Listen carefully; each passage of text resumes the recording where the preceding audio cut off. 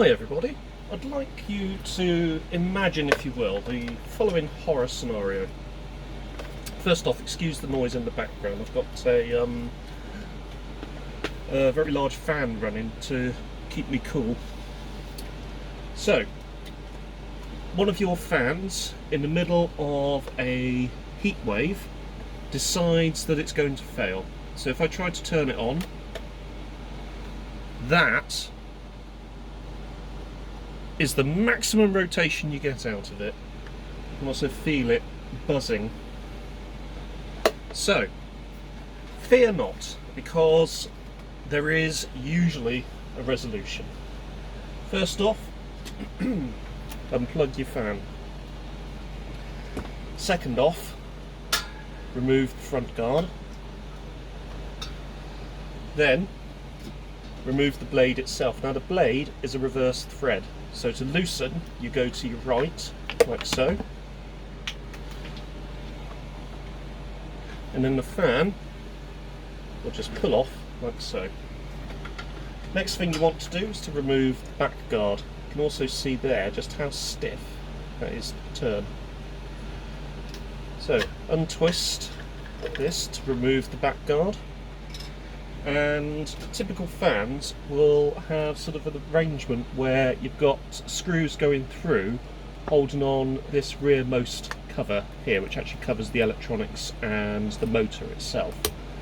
Now, I've already been inside this and I tried to rejuvenate it previously using some WD-40 and removing the automated rotating drive piece. That had become gummed up with stale dry grease. Now that did actually work for a while because I covered it with WD-40, so both the front bearings and the rear bearings covered with WD-40, and that actually did bring the fan back to life. But in the recent heat, what has obviously happened is it's been running reliably for quite a few hours, but it's obviously dried out.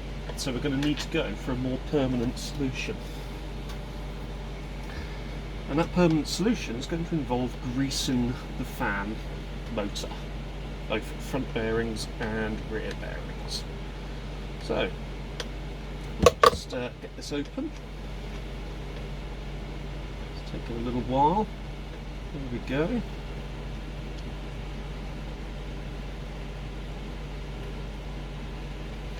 And there. Now you'll notice on some fans you have these little clips which hold the front panel to this rear panel. All you need to do with those is just pry them back with a screw or get a flat blade into there and pop them forward, which I will do now. So we'll just use a small flat blade like this one.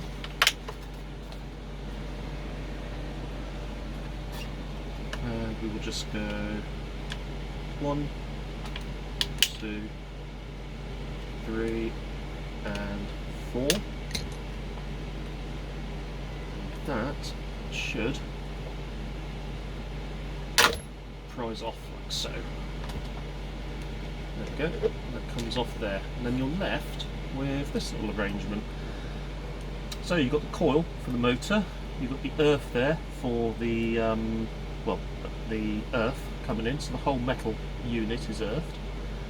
You've obviously got this coil which drives the motor, and it's a 240 volt motor because you've got the flex coming in, goes into the base here. There is some more electronics in the base which cover the speed controllers, which is pretty much what this grey wire here is for.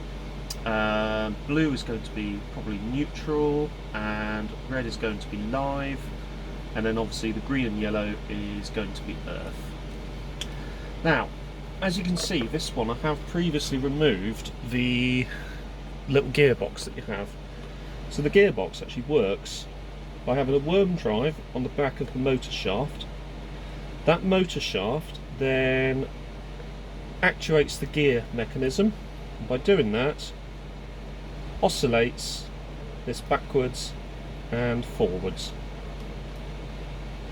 Now, I removed it because it was completely gummed up with grease, but if you are so inclined, you can, if you want, to put it back into operation. You can see it there, there's like a little sort of arm on the back that causes it to go like that.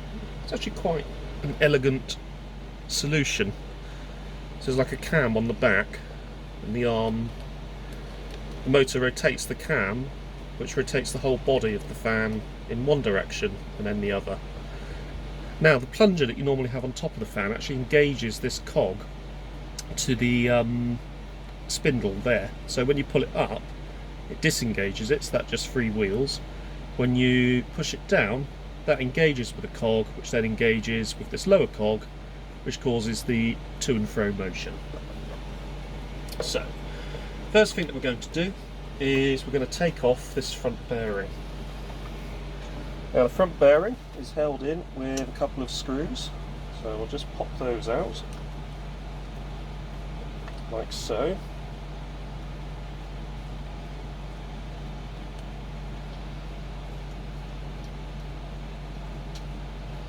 There we go, and they actually go quite far into the unit itself. So I'll just grab out the second one.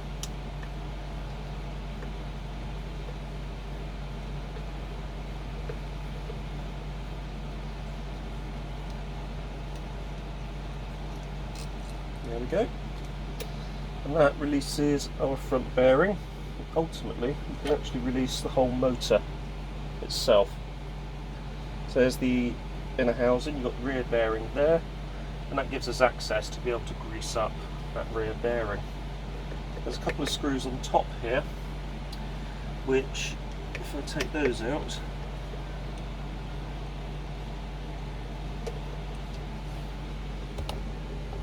and we'll just get a little bit closer in on the action actually. So if we go up,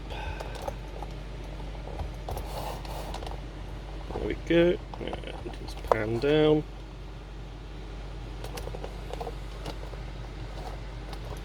Perfect. So a couple of screws here, like so. There we are.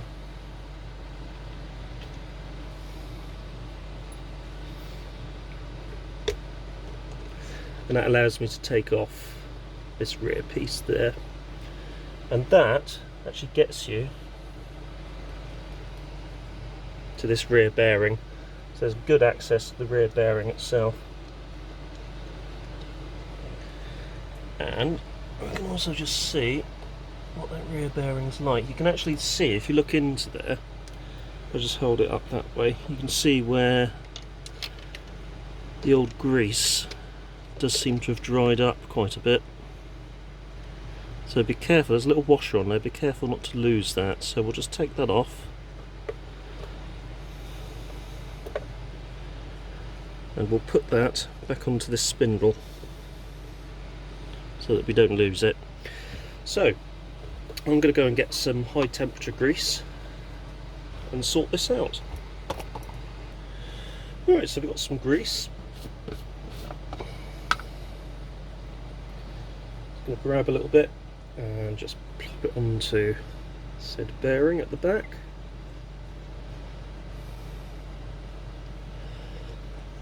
Don't worry, we can clean up any excess. I'm also just going to coat the inside of here with a bit of grease as well. Don't worry, that won't cause any electrical conductance or anything. Just means that it's greased up a bit.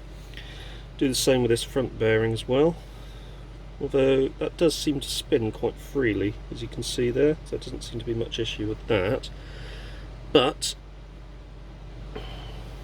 we will do it anyway. So a bit of grease onto that front bearing, just make sure it's packed in well, and for the sake of argument, just over there as well. There we go. So now we're going to go back in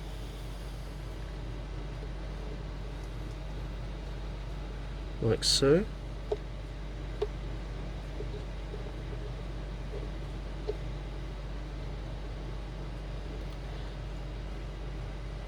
we go.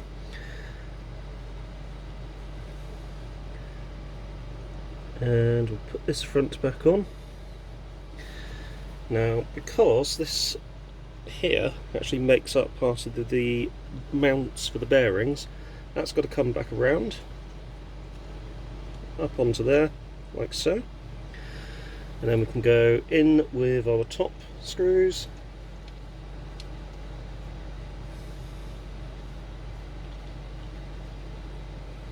Like so.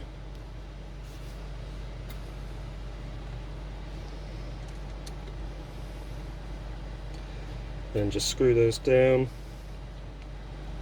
You just need to be hand tight. There's no extreme torque values involved in this, so it's just hand tight, which is more than enough. Then you got these for the bearings. Front bearing.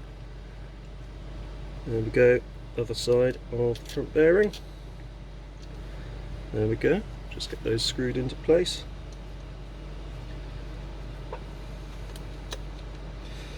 Make sure that little locking washers are still on there. And again, just over hand tight with those.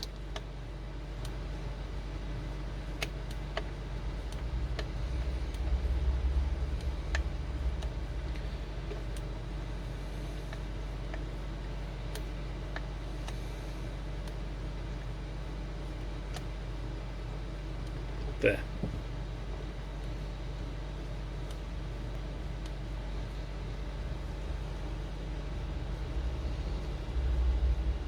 There we go. Now if I pop the plug in,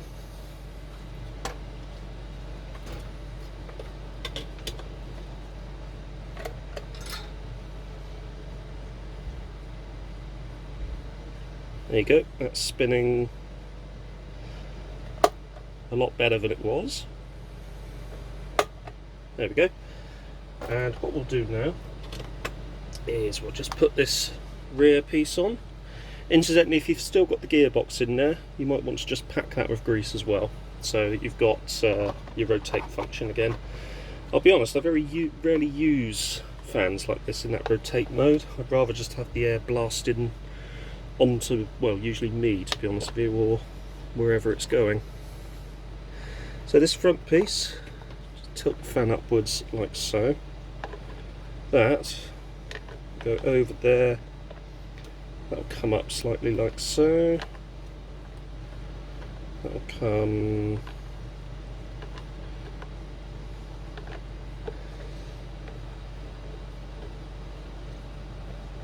need to remember like that.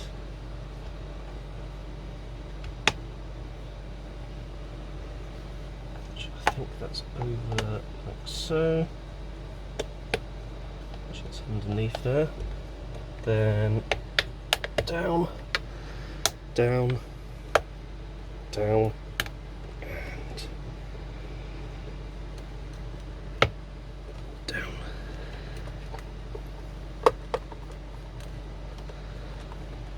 Other thing we've got to factor in is you don't want to be too far forward because you block the spindle. There you go. So that's there. That's in place. And make sure that this is all in nicely. We get our long screws and we screw ourselves back in.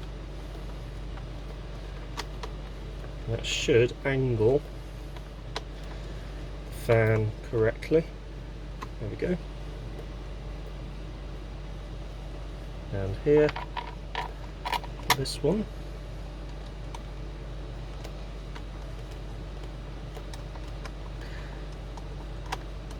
Something else you want to do, if it's full of dust, give it a vacuum out. Get rid of any dust that's in there. There we are. So, all we need to do now that that's back together, is grab our back plate. That goes on like so. Make sure that the back plate is locked in. There we go. Then we want to pop on the fan. Now the fan has a couple of little cutouts there, and they go in with these cutouts here, or this little bar locking post here. There we go. Then this goes left to tighten because it's the reverse thread, like so. And then we have the front. So we've got the guard on the front. That locks into place, like so. Now, if we turn it on,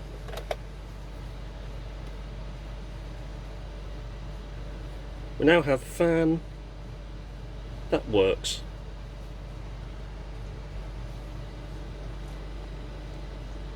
Perfect. And lower speed.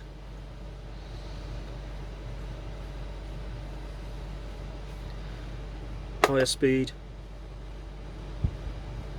Excellent. What you'll probably find as the grease works its way into the bearings as it's spinning, like so, the speed will probably increase. So leave it running for an hour and just check how it is after the hour or so. But if you can't immediately go out and get another fan, or in this day and age if you can't afford to grab another fan, at least you can rejuvenate an old one and keep yourself cool during these hot during these hot summer months. Anyway, hopefully you have found this video interesting. In fact, just as I was talking now, it's actually started to get faster. So yeah, that is definitely working well. Anyway, as I say, if you have found this video useful, don't forget to hit that like button, don't forget to subscribe, and I'll see you again very soon. Take care, and thanks for watching.